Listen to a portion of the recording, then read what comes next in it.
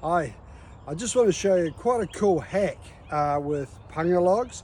You know, sometimes when you go to a garden centre or you go to a garden supply place and they sell punga logs, usually for edging, but sometimes those punga logs have some fronds growing out of the top. What I have found, if you bring those back and you lay them down, they will grow into beautiful pungas. In the past I've tried standing them up and that hasn't worked. I found if you leave them lying down, give them plenty of water, they'll come away.